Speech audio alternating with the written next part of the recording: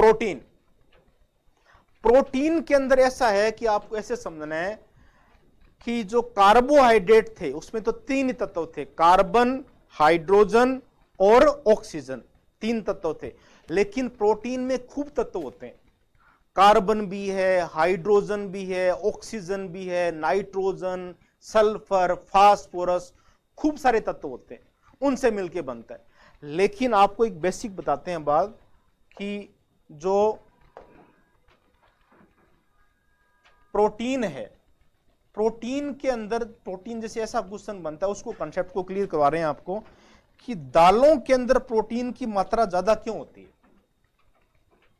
दालों से मिलता है प्रोटीन अपने को देता है, तो दालों में प्रोटीन की मात्रा ज्यादा है क्यों, इसका रीजन क्या है। जैसे कोई भी पौधा है, जैसे लिया प्लांट अपने पास, दाल का कोई पौधा है, तो दालों की जड़ों के अंदर इस प्रकार से विशेष प्रकार का एक बैक्टीरिया होता है और उस बैक्टीरिया को बोलते हैं अपने राइजोबियम। राइजोबियम एक बैक्टीरिया होता है, राइजोबियम। ये बैक्टीरिया क्या करता है, वायुमंडल की जो नाइट्रोजन है उस नाइट्रोजन को बदलता है नाइट्रेट में।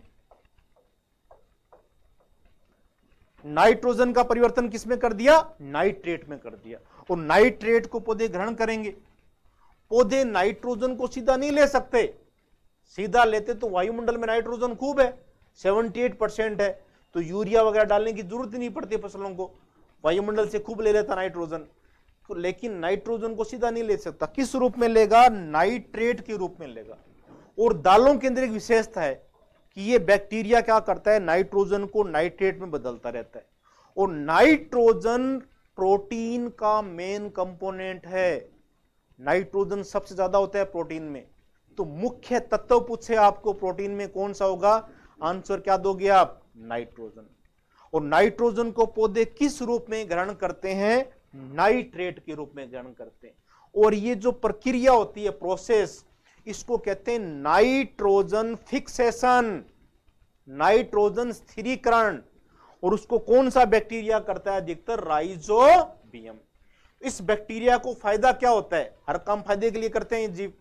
इस बैक्टीरिया को दालों से भोजन मिलता रहता है और ये दाल को क्या करता है, नाइट्रोजन देता रहता है।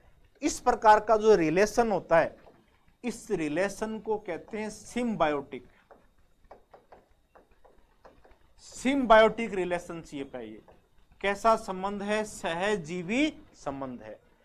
तो दालों के अंदर नाइट्रोजन को स्थिर करने वाले जीवाणु ज्यादा होने के कारण प्रोटीन की मात्रा ज्यादा होती है। तो कहने का मतलब, यदि अपने दालें उगाएंगे मिट्टी के अंदर, तो मिट्टी में नाइट्रोजन का लेवल क्या हो जाएगा, बढ़ जाएगा। इसीलिए फसल चक्कर होता है, क्रॉप रोटेशन।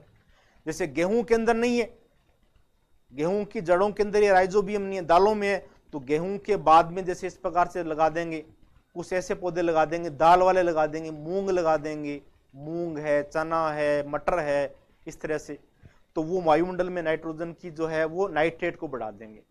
अगली बार जब गेहूं होगी, जैसे मूंग के बाद गेहूं लगाई अपनों ने, तो इस कंडीशन में गेहूं को नाइट्रोजन ज्यादा मिलेगा मिट्टी से, तो प्रोडक्शन ज्यादा होता है। तो फसल चक्र का कंसेप्ट यही है। फसल चक्र में एक ऐसी फसल जिसमें नाइट्रोजन को स्टोर करने की क्षमता नहीं है, उसके बाद ऐसी फसल लगाते हैं कि दाल की हो, लेग्यूमिनेसी फैमिली बोलते हैं इसको, दाल का जो कुल है उसके पौधे लगा देते हैं। तो ये बेसिक कंसेप्ट ध्यान रखना है। तो बैक्टीरिया का नाम याद रखना है आपको, कौन सा बैक्टीरिया है, राइजोबियम। और कैसा संबंध है, सिम्बायोटिक रिलेशनशिप है, सहजीवी संबंध है।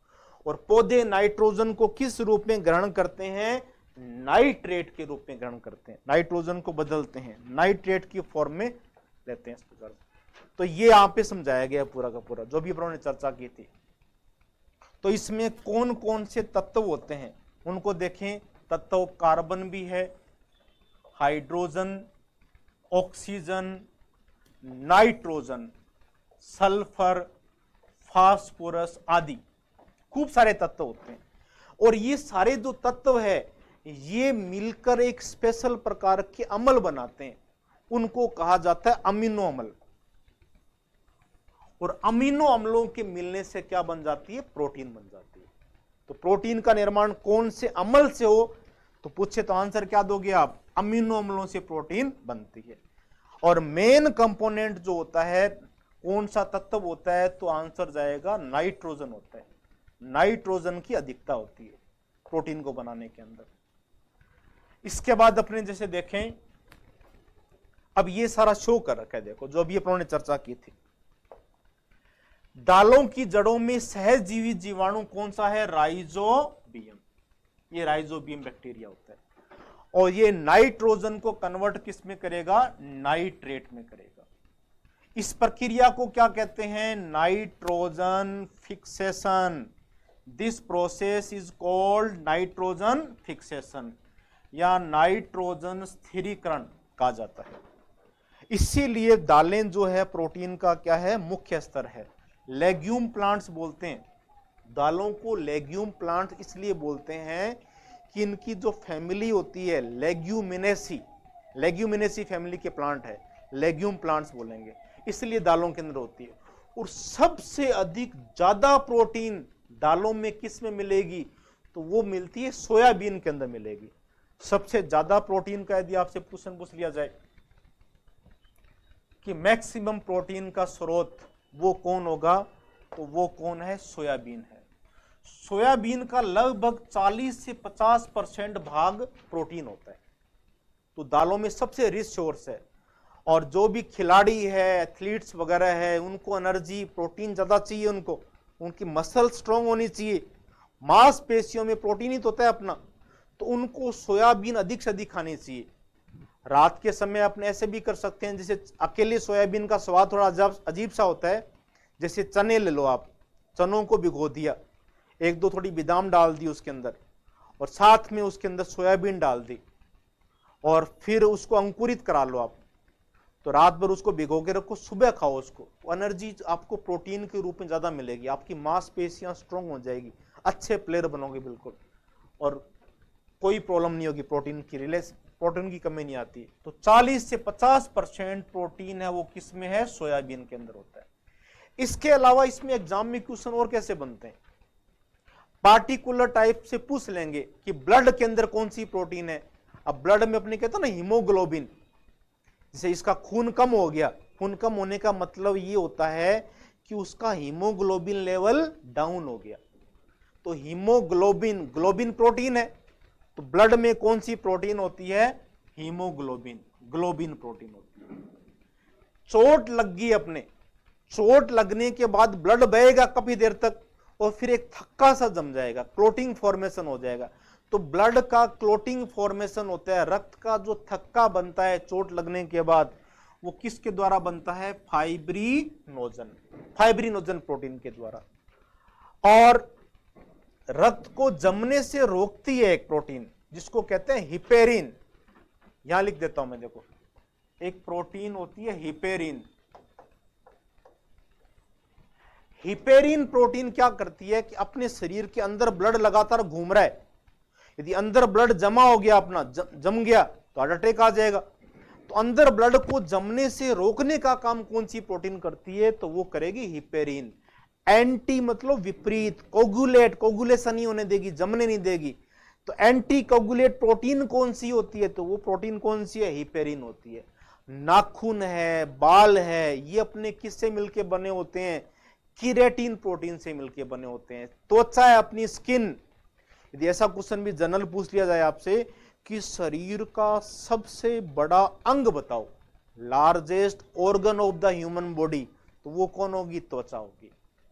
और शरीर का आंतरिक अंग सबसे बड़ा कौन होता है? वो होता है लीवर। तो त्वचा अपना सबसे बड़ा अंग है, ऑर्गन है एक प्रकार से। तो ये किससे बनी होती है? कोलेजन प्रोटीन से बनी होती है। मांसपेशियां अपनी मसल्स है, इसमें दो टाइप की प्रोटीन होती है, एक तो एक्टिन और एक मायोसिन। इसको ट्रिक से याद कर लो, एक्टिव, मांसपेशियां एक्टिव होनी चाहिए अपनी, तो एक्टिन प्रोटीन, और एक मायोसिन प्रोटीन होती है। गुणसूत्र भी अपने हैं, क्रोमोसोम, जो 23 जोड़ी गुणसूत्र होते हैं, गुणसूत्रों के अंदर भी प्रोटीन होती है और वो होती है हिस्टोन प्रोटीन। हिस्टोन प्रोटीन के बारे में तो ये कुछ फेमस प्रोटीन आपको याद रखनी है त्वचा के अंदर आपको बताया था अभी मैंने, कोलेजन प्रोटीन होती है। बालों के अंदर है, नाखून के अंदर कौन सी है? केरोटिन प्रोटीन है, केरोटिन प्रोटीन। क्रोमोसोम्स के अंदर, गुणसूत्रों के अंदर हिस्टोन प्रोटीन। मांसपेशियों के अंदर एक तो एक्टिन और दूसरा कौन सी प्रोटीन है? मायोसिन प्रोटीन होती है। एक्टिन और मायोसिन प्रोटीन होती है। तो ये कुछ एग्जांपल्स इंपॉर्टेंट है, इनको ध्यान रखेंगे प्रोटीन से संबंधित। और इसके बाद अपने जैसे देखें प्रोटीन से संबंधित और क्वेश्चन क्या बन सकते हैं। और मांसपेशियों के बारे में सिंपल वर्ड है, मांसपेशियों में प्रोटीन कौन सा लिया था आपने? एक्टिन और मायोसिन। मायोसिन इंपॉर्टेंट होती है बहुत ही, प्रोटीन मेन प्रोटीन वही होती है मायोसिन। तो मायो वर्ड ले लिया, तो मांसपेशियों के अध्ययन को, स्टडी ऑफ मसल्स को क्या बोलेंगे? मायोलॉजी कहेंगे। मायोलॉजी, स्टडी ऑफ मसल्स, मांसपेशियों का। अब जैसे अपनों ने बात की थी कि सामान्य व्यक्ति को प्रतिदिन कार्बोहाइड्रेट तो लगभग 250 से 300 ग्राम लेना होता है, लेकिन प्रोटीन की जरूरत कितनी होती है? तो प्रोटीन की अपने को आवश्यकता होती है 50 से 80 ग्राम। 50 से 80 ग्राम प्रोटीन अपने को रूटीन में लेना जरूरी है। जो युवा व्यक्ति है उनको तो 100 तक ले लो, अच्छे रहेंगे। प्रोटीन की मात्रा अधिक से अधिक लो, और जितना प्रोटीन ज्यादा लेंगे अपनी मसल्स अपनी स्ट्रॉन्ग होती जाएगी। प्रोटीन एक शरीर का ढांचा बना रही है, कोशिकाओं की झिल्ली है, सेल मेम्ब्रेन, कोशिकांग है, माइटोकॉन्ड्रिया वगैरह, गुणसूत्र है, ये सब प्रोटीन से तो मिली हुई है। तो कार्बोहाइड्रेट तो एनर्जी की यूनिट है, ऊर्जा प्रदान करती है। प्रोटीन होती है वो स्ट्रक्चरल है, शरीर की संरचना बनाने का काम करती है, ढांचा बनाती है अपना एक प्रकार से। मांसपेशियां है, ब्लड है, नाखून वगैरह, ये सब प्रोटीन से मिलकर बने होते हैं। यदि प्रोटीन की मात्रा बहुत ही कम ली जाए, प्रोटीन कम ले रहे हैं बिल्कुल, शरीर में प्रोटीन की यदि कमी आ जाए तो कौन सी प्रॉब्लम होगी? तो वो ऐसी कंडीशन में यदि प्रोटीन बिल्कुल ही कम लिया गया तो मांसपेशियां, विशेष रूप से जो ग्रोइंग चाइल्ड है, बच्चे जो है, उनको प्रोटीन की जरूरत ज्यादा है, उनकी मांसपेशियां बन रही है, शरीर का निर्माण हो रहा है, उनका वृद्धि हो रही है, तो मांसपेशियां बिल्कुल ही कमजोर हो जाएगी, लीन एंड थिन बिल्कुल, और पेट बाहर की तरफ आ जाएगा, स्वेलिंग आ जाएगी, उसका सूजन सी आ जाती है। इस प्रकार के रोग को कहते हैं क्वाशियाकोर।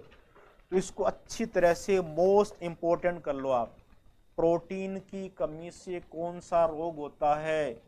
क्वाशियाकोर रोग हो जाता है, क्वाशियाकोर रोग हो जाता है। और ये इमेज दिखा रखी है एक बच्चे की, इस इमेज में अपने देख रहे हैं बच्चे की मांसपेशियां बिल्कुल कमजोर है, लीन एंड थिन पड़ा है बिल्कुल।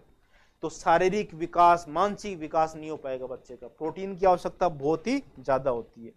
और दूसरा, प्रोटीन जो है उससे अपने को जो एनर्जी मिलती है, अभी चर्चा की थी अपनों ने, भूख हड़ताल है या उपवास के ऊपर है, तो ऐसी कंडीशन में व्यक्ति हो तो प्रोटीन एनर्जी भी देती है, मांसपेशियों से एनर्जी मिलेगी अपने को, और वो एनर्जी 1 ग्राम से कितनी